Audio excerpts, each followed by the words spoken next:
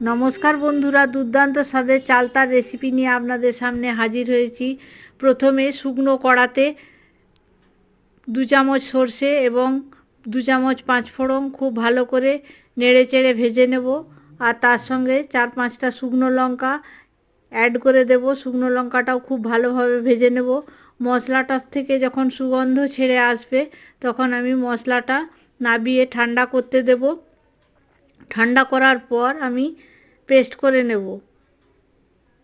তারপর কড়াতে পরিমাণ মতো তেল দিয়ে নিয়ে এর মধ্যে পাঁচফোড়ন এবং শুকনো লঙ্কা অ্যাড করে দেব।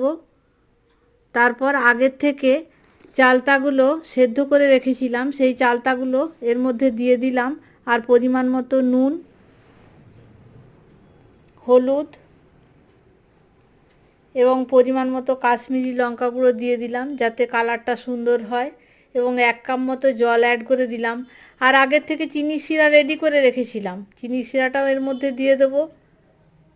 তারপর কিছুক্ষণের জন্য ঢাকা চাপা দিয়ে রেখেছিলাম, খুলে দিয়ে চিনি শিরাটা অ্যাড করে দিলাম।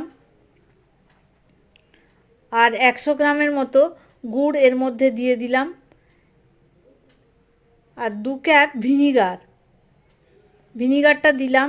এটা প্রিজারভেটিভের কাজ করবে, আচারটাকে সংরক্ষণের জন্য সাহায্য করবে।